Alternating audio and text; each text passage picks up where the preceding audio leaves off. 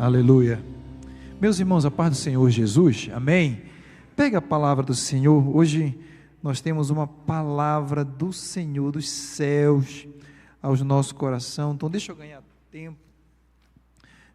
tempo, seja muito bem-vindo ao nosso culto de ensino. Muitos irmãos mandando mensagem dizendo que estão no engarrafamento. Uma chuva em Brasília para o trânsito, né, irmãos?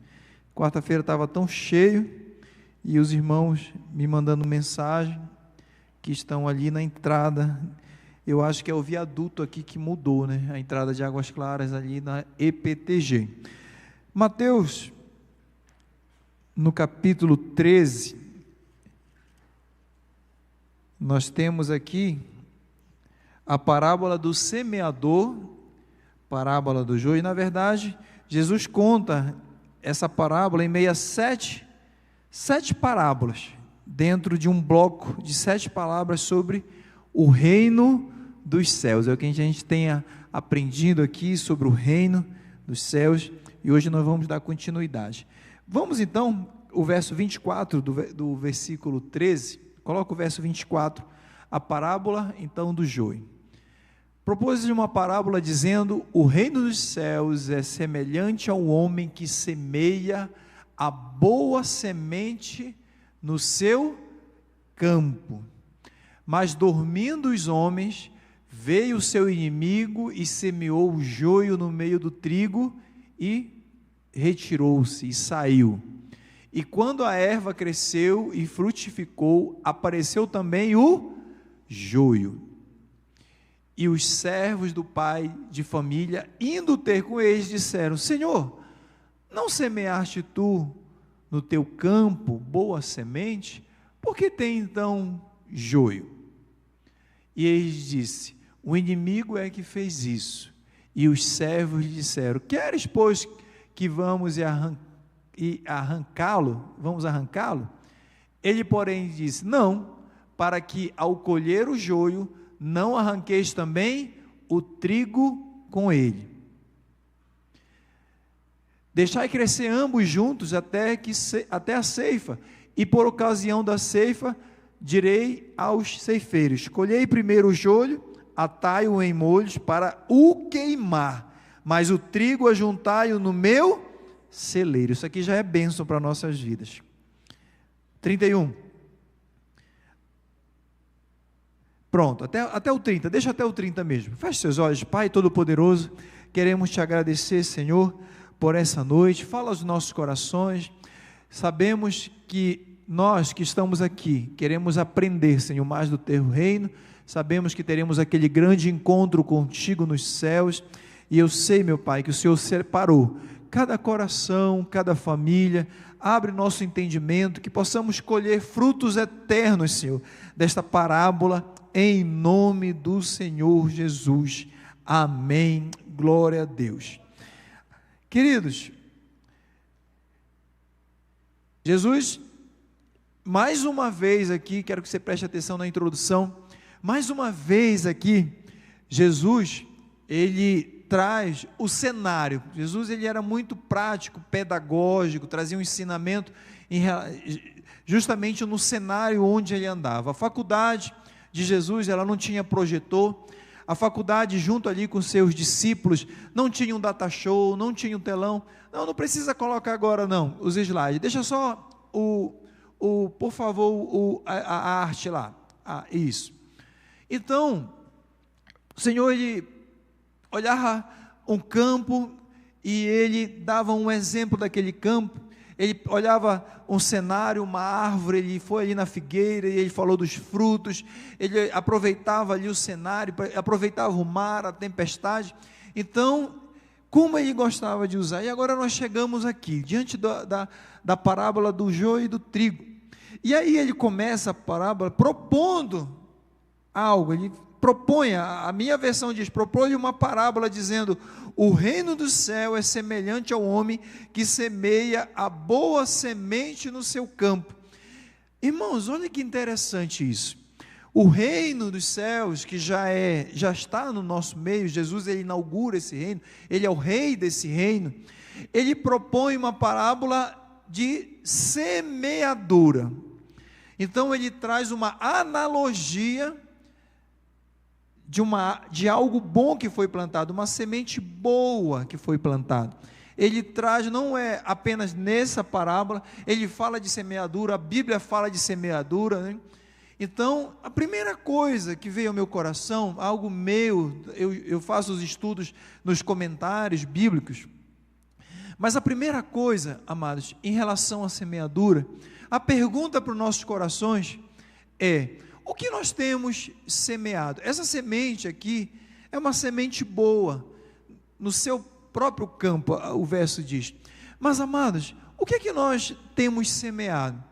Eu tenho atendido em gabinete muitas pessoas durante muitos anos, e eu tento sempre no gabinete investigar o que aquela pessoa tem semeado, seja no casamento, seja na visão financeira, né? Porque eu sempre falo, onde você não teve uma visão financeira, você vai ter um problema.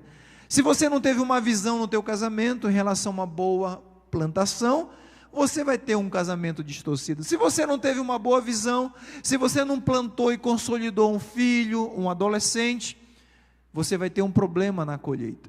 Então, a Bíblia, ela é perfeita em relação a isso. Então, amados, existe essa lei, é uma lei de Deus. A lei da gravidade é uma lei de Deus. A lei da semeadura é uma lei de Deus. Mas, irmãos, essa parábola veio revelar algo muito interessante aos nossos corações. A parábola do joio e do trigo apresenta uma realidade sobre esse reino, o reino dos céus. Em outras versões, o reino de Deus. A presença simultânea de filhos do reino e filhos do maligno, até o momento da colheita.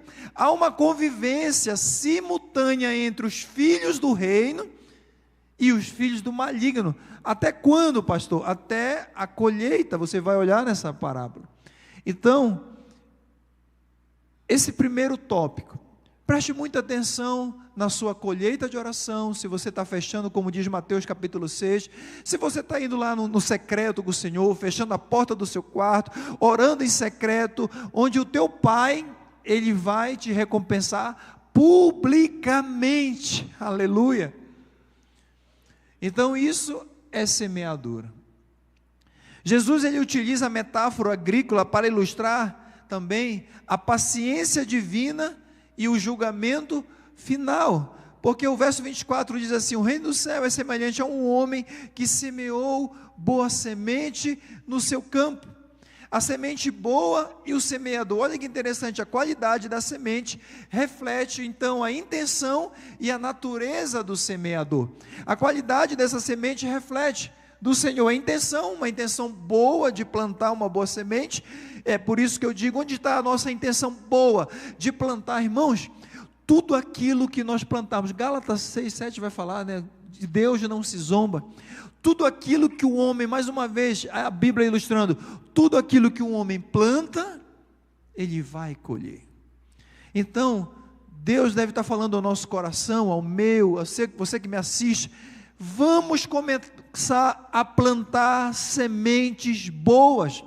Vamos começar a plantar sementes de oração boas, generosidade, amor, confiança, fé que Deus vai mudar cenários. O semeador, então, aqui dessa parábola, representa o próprio Cristo, nesta parábola, que planta a palavra de Deus em nossos corações, a boa semente. Então, pastor, a semente agora não é a palavra, não. A boa semente nessa parábola simboliza, sabe o quê? Os filhos do reino, somos nós, irmãos.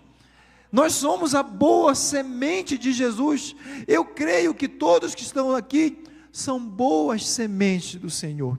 Aqueles que respondem positivamente ao Evangelho. Você responde positivamente ao Evangelho? Sim ou não? Somos nós, a boa semente. Irmãos, nós somos. Tem algum joio aí? Levanta a mão. Não, não levanta, tá, irmão? Está dormindo a pessoa. Está aqui, tem um joio aqui.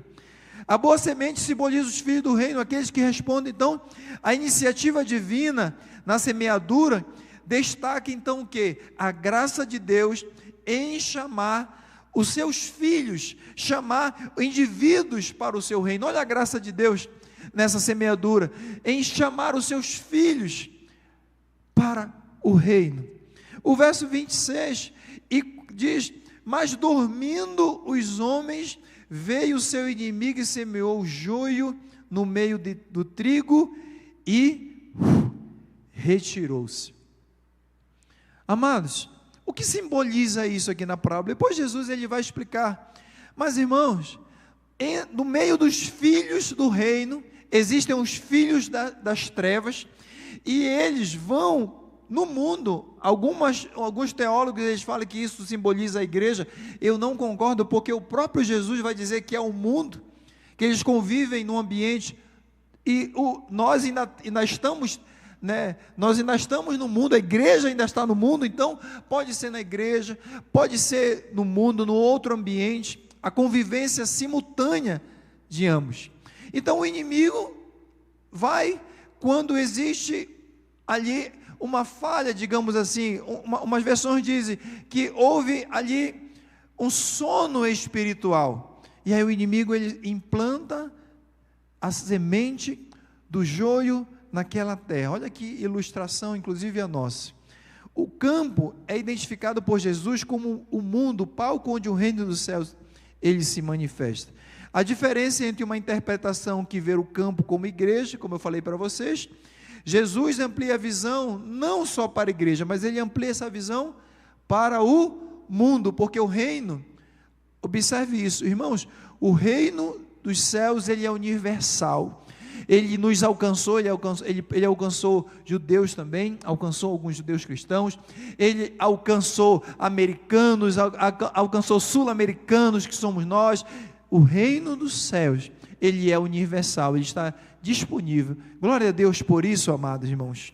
Então, a presença do reino dos céus não está confinado, irmãos, a uma igreja, a uma comunidade específica, mas, graças a Deus, que está presente, irmão Amaildo, para todos nós. Amém, queridos? Mas enquanto todos dormiam, veio o seu inimigo, semeou o joio no meio do trigo, e ele se retira. Olha a ação do maligno. A parábola introduz a figura do inimigo, que atua de forma sorrateira. Então o inimigo veio à noite de forma sorrateira, e ele coloca as sementes ali do joio. O inimigo representa Satanás, que introduz falsos ensinamentos e pessoas no meio dos verdadeiros crentes, buscando corromper a obra de Deus.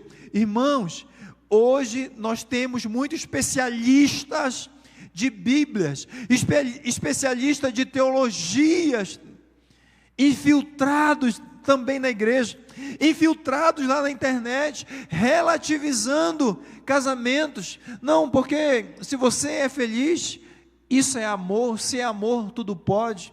Então pode ter um casal, mas também pode ter um trissal. Agora virou moda as pessoas casarem três, virou moda, irmãos, mitigar a figura do casamento, a figura da família, mitigar, diminuir.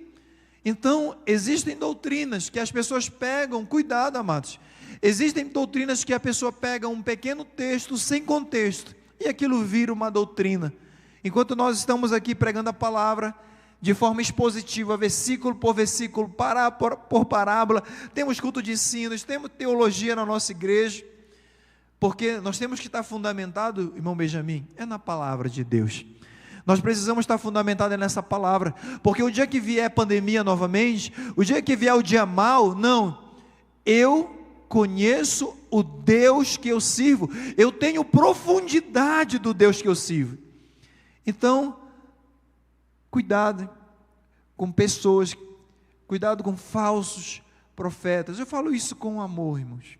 Falsos profetas que têm, pastor, mas existe isso, existe o especialista agora da internet.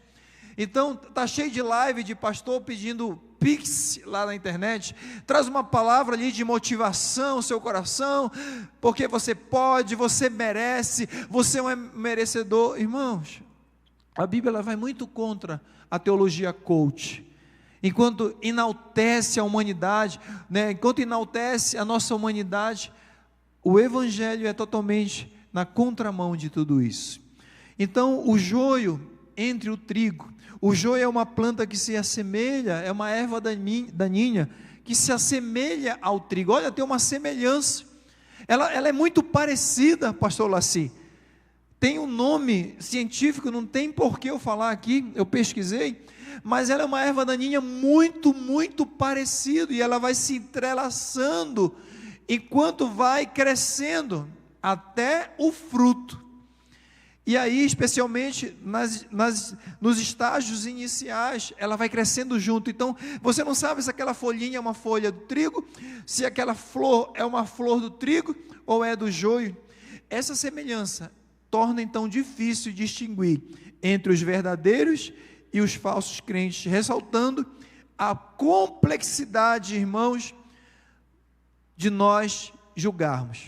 Deixa eu fazer uma pergunta retórica, não precisa responder. Eu vou fazer uma pergunta retórica aqui para todos nós. Você é capaz, será que nós somos capazes de julgar? Vocês podem responder, tá? Mas é uma pergunta retórica. Nós somos capazes de julgar o joio e o trigo dentro da igreja? Quem acha que sim? Levanta a mão. Pastor, nós temos capacidade. Quem acha que não? Levanta a mão. Quem não acha nada? Pronto. Gostei, irmão, parabéns.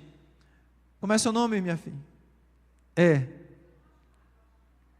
Não, a senhora levantou a mão dizendo que nós não somos capazes de julgar. Não foi isso? Foi? Não foi? Parabéns. Queridos, nós não somos capazes. Cuidado, porque desde domingo, desde a quarta-feira passada, eu tenho batido muito aqui. A própria parábola vai nos ensinar que nós não temos essa capacidade de discernir. Outro dia, eu tive um pedido, irmão, de oração no meu ministério, e a pergunta era assim: pastor, vamos orar para que Deus tire o joio de dentro da igreja. Olha, irmão, eu fiquei, irmão, tá falando de joio, parece algo religioso, né, irmã Conceição? Parece algo religioso, parece algo legítimo. Pastor, porque eu tenho visto. Aí, irmã, quando a pessoa falou, eu tenho visto, pastor, muito joio dentro, falou, irmã, deixa eu lhe falar uma coisa. Falei isso para ela. Falei, irmã, nós não temos capacidades para isso. Jesus mesmo, ele repreendeu aqueles servos que estavam tentando tirar e fazer aquela seleção. Nós não temos essa capacidade de selecionar o joio e o trigo. Então, aprenda isso, não seja religioso, não ache que você tem algum poder de julgamento. A gente fala, eu quero fazer advocacia para ser juiz, porque eu amo julgar. Por quê? Então, aprenda uma coisa, que não seja você essa pessoa aqui dentro da igreja. Não julgue o irmão pela aparência, não julgue o irmão porque você está vendo ele com uma roupa diferente, porque você está vendo com um sotaque diferente. Sabe por quê, irmãos? Vai existir uma surpresa lá naquele grande dia, onde nós olharemos para pessoas lá no céu, falar, eu não acredito que aquela pessoa, ela está aqui. Mas sabe qual vai ser a grande outra surpresa, irmã Carminha?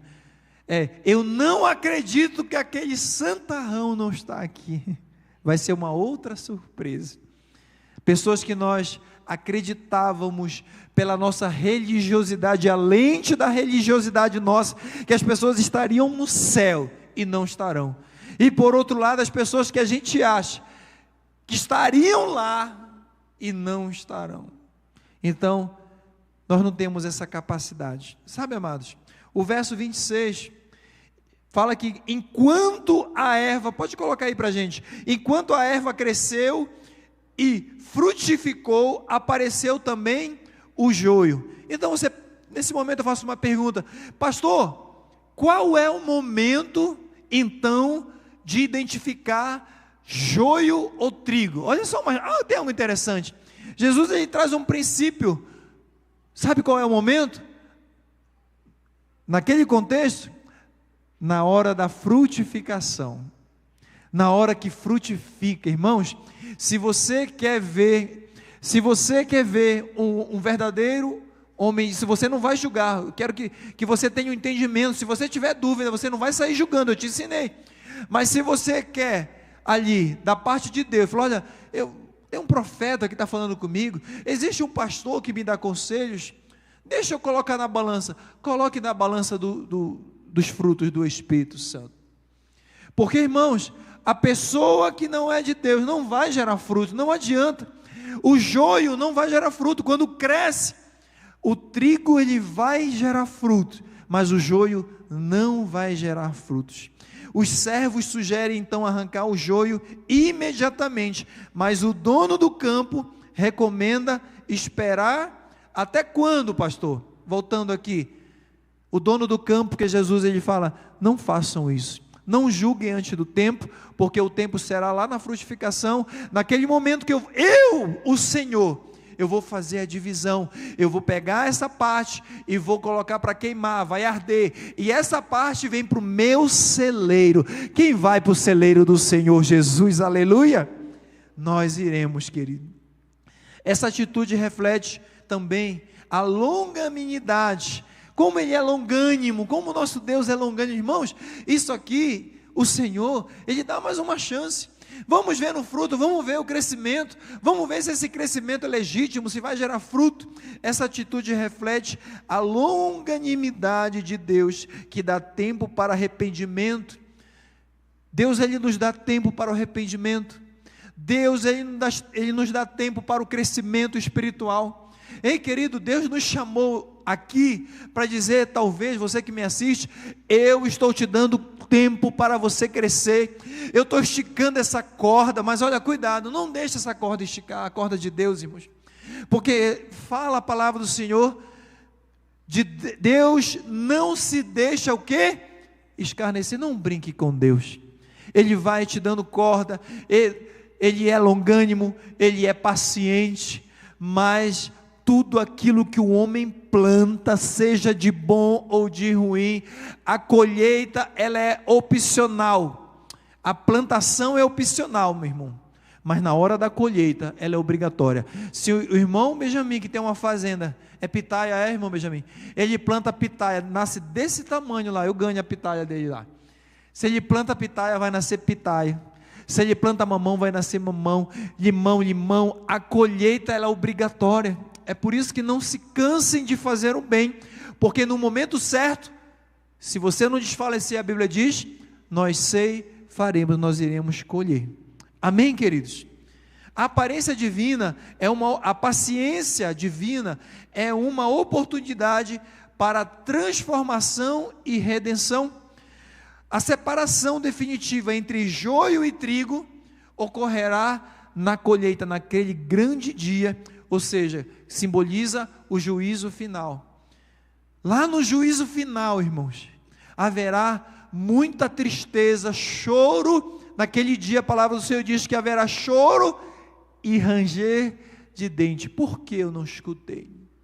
Sabe, outro dia eu vi um pregador dizendo, tá bom, você é ateu, se tudo isso que você está falando, você como ateu, você não acredita, se tudo isso que você não acredita realmente for verdade, nada você vai perder. E aí o pastor falou, mas e se eu estiver certo? E se eu que acredito em Deus, eu que acredito na vida eterna, eu que acredito no juízo final, se eu estiver certo, você vai estar perdendo muita coisa, você vai estar perdendo a eternidade. Irmão, você já parou para pensar nisso? Nós pregamos com uma convicção, nós acreditamos no reino eterno, nós acreditamos que existe um lugar para o cristão, que não é o lago de fogo, nós acreditamos que nós encontraremos com Ele no céu, e Ele tem reservado um céu de glória para nossas vidas. Essa é a nossa esperança.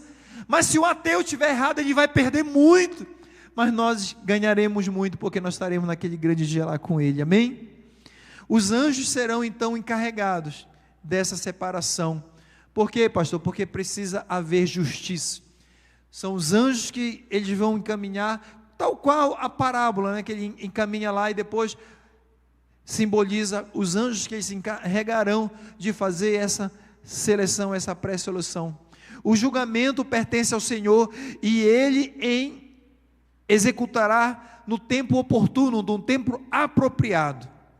E do verso 36 ao 46, o verso 30 ainda sobre queimar, diz assim, deixai crescer ambos juntos até que a ceifa, e por ocasião da ceifa, direi aos ceifeiros: colhei primeiro o joio e atai-o em molhos, para o queimar, mas o trigo ajuntai no meu celeiro. Olha só a ordem, né? Primeiro o joio será queimado, pega depois o trigo, junta num feixe, e esse aqui vão para o meu celeiro. Jesus esclarece que a boa semente são os filhos do reino e os joios são os filhos do maligno.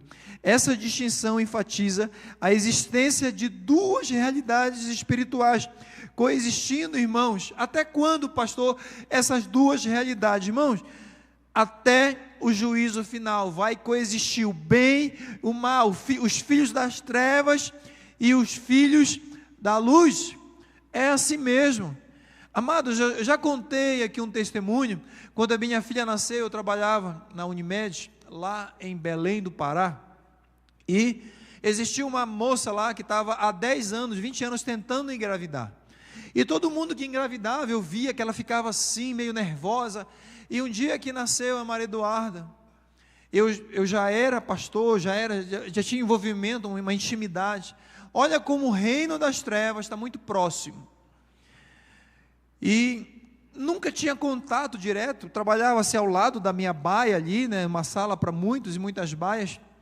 E o dia que a Maria Eduarda nasce, ela falou: nasceu a tua filha. Alguns dias depois, eu comprei uma lembrancinha para ela.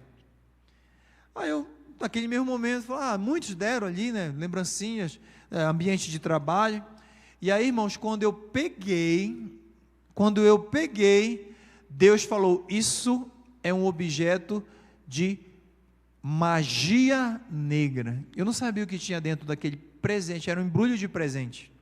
O Senhor falou assim: joga fora imediatamente. E aí, irmãos, olha, eu estou aqui no altar falando para vocês, eu achava de coração que era uma roupinha, estava dentro. O Senhor falou: não toca.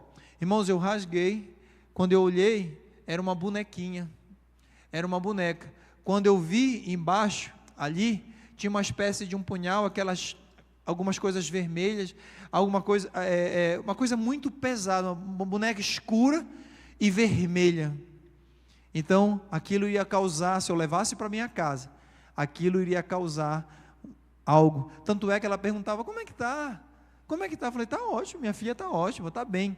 Eu joguei lá na rua, lá no lixo, para que ninguém tocasse naquilo. Então, até o juízo final, até o final dos tempos, nós precisamos entender que vão coabitar, vamos conviver com o bem e com o mal. É por isso que não se canse, irmãos, não se canse de orar, não se canse de ter intimidade com o céu, porque Deus vai dando o livramento, Deus vai dando o escape. Deixa eu avançar aqui que o nosso horário já está acabando. Essa distinção enfatiza a existência de duas realidades espirituais coexistindo até o final do tempo. A identidade espiritual, ela é definida pela resposta ao Evangelho e pela nossa relação com Cristo. Foi o que eu acabei de falar. A resposta vai, irmãos, a isso, vai ser naquele grande dia a nossa reação ao Evangelho. Se as pessoas, elas querem ser ateus, se as pessoas elas são indiferentes ao Evangelho, é uma decisão delas. Mas nós resolvemos ser fiéis até o fim. O destino final de cada grupo. Então vamos lá para o encerramento. O destino do joio é ser lançado na fornalha ardente, no fogo, no inferno, enquanto os justos brilharão no reino do seu Pai. Levante a sua mão, porque eu tenho certeza que você é um escolhido, você é um justo, aleluia, você é um escolhido juntamente com a sua casa. Essas imagens retratam a seriedade do julgamento divino e a glória reservada aos fiéis. A esperança cristã está firmada na promessa de vinda eterna, comunhão plena com Deus. Amém, amada igreja? Amém, queridos? Amém, queridos? Glória a Deus. Então, a esperança cristã está firmada nessa promessa de comunhão eterna. A parábola do joio e do trigo nos ensina sobre a paciência de Deus diante da presença do mal e sobre a certeza do julgamento final, onde Ele fará a separação justa entre os que lhe pertencem e os que rejeitam a sua graça. Observe, irmãos, que não foi ele que separou, são as pessoas que rejeitam a sua graça. São as pessoas mesmo que fazem essa seleção, elas que rejeitaram o céu, elas que rejeitaram o evangelho, rejeitaram a graça. Então, para finalizar, irmãos, lembrando, nós não temos a competência para arrancar o joio do meio do trigo, porque nossos critérios de avaliação são passíveis de erros, são passíveis de falha. Nós não temos critério algum, amados, para julgar, para saber, olha, fulano é joio, fulano é trigo. Nós não temos esse critério. E nunca se canse de plantar, nunca se canse, Marcos, nunca se canse de fazer o bem, nunca se canse de plantar no reino de Deus, fazer a obra de Deus, estar na igreja de oração. Nunca se canse, que no momento certo você irá colher. Fique de pé, vamos agradecer, vamos orar ao nosso Deus Todo-Poderoso.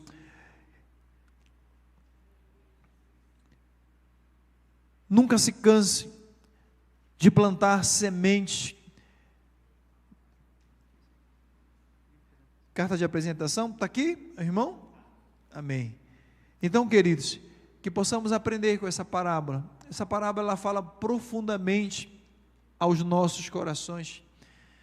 Tome cuidado com o mundo. Muitas das vezes, nós que somos essa semente plantados aqui no mundo, na igreja, nós não imaginamos que próximos de nós existe um joio. Eu não vou julgar, mas eu preciso ser prudente, eu preciso estar atento, porque se a palavra do Senhor nos diz que eles estão próximos, que nós vivemos juntos, próximos, ali foi implantado sorrateiramente à noite, nós precisamos entender e ter esse zelo. Antes de nós orarmos, a apresentação da Igreja Assembleia de Deus em Brasília, o irmão Antônio Evaldo Bento. Onde está o nosso irmão Antônio?